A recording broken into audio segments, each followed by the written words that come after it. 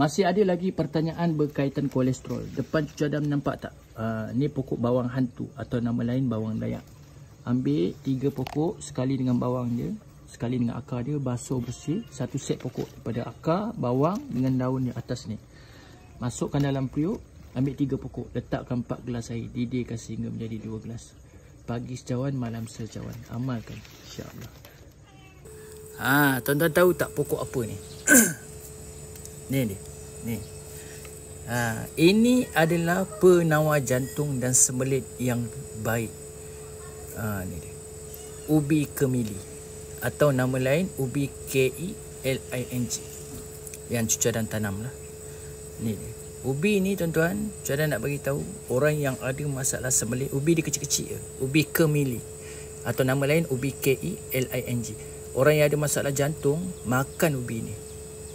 Kalau boleh kisar buat jus. Ubi dia kecil-kecil. Dan orang yang ada masalah sembelit yang teruk, ni dah penawar ni. Ubi kemili. Dah susah nak jumpa dah, tapi cucu Adam tanam lah. Pokok ni macam ni. InsyaAllah. Tuan, anak saya usia 5 tahun kaki kebas. Kaki dia selalu kebas. Anak usia 5 tahun 4 tahun, 5 tahun kaki selalu kebas. Tuan-tuan ambil daun pandan. Jangan ambil daun pucuk hijau muda ni jangan ambil yang hijau pekat ni. Ambil daun pandan, Allahumma salli ala Muhammad. Ambil 7 helai daun pandan, tuan-tuan iris nipis-nipis, masukkan dalam periuk, letak 2 gelas air. Didihkan sehingga menjadi 1 gelas. Allahumma salli ala Muhammad. Kemudian pagi tuan-tuan ambil suku cawan. Cawan minum tu suku je. Bagi anak tersebut minum. Pagi sekali, malam nak tidur sekali. InsyaAllah. Amal cara ni. Jangan bagi herba yang berat, tak boleh sebab usia dia baru 5 tahun. Guna daun pandan saja insyaAllah. Kemudian lihat sendiri perubahannya. Tuan-tuan ambil akar dia sahaja, kemudian cabut campur dengan kunyit hitam Sarawak. Assalamualaikum tuan-tuan. Jom kita pergi tengok pokok ketam guri. Pokok ketam guri, ni dia. Allahumma salli ala Muhammad. Pokok ketam guri kita tahu, kalau cerita dalam dunia herba, pokok ketam guri ni dia banyak khasiat dia. Mereka yang ada masalah barang susu pun dia, saraf pun dia, berkaitan Allahumma salli ala Muhammad, mereka yang ada masalah kencing tak lawas pun orang recommend ketam guri. Tuan-tuan, pokok ketam guri ni cucu ada nak kongsikan satu khasiat yang besar bagi pengidap asma yang kronik. Semput yang kronik, dah ikhtiar bermacam-macam tak juga sembuh. Asma yang terlalu teruk, bila panas sangat salah, sejuk sangat pun salah. Ni dia, tuan-tuan ambil pokok ketam guri ni, Allahumma salli ala Muhammad. Tuan-tuan ambil akar dia sekitar 100 gram ataupun secekap besar.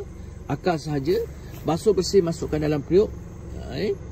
Kalau boleh ketuk-ketukkan sikit, pecah-pecahkan sikit. Kemudian tuan-tuan ambil kunyit hitam Sarawak ataupun temu, nama lain temu hitam, sebesar 2 jari, ketuk pecahkan, masukkan dalam periuk.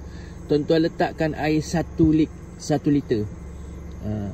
Tuan-tuan didihkan sehingga menjadi setengah liter. Kemudian Allahumma salli ala Muhammad, suamkan air tersebut, minum. Pagi minum secawan. Pagi minum secawan, malam nak tidur minum secawan. Air batu jangan minum. Ais batu jangan minum, pantang dulu. Tuan-tuan amalkan. Allahumma salli ala Muhammad, amalkan dalam masa 2 minggu.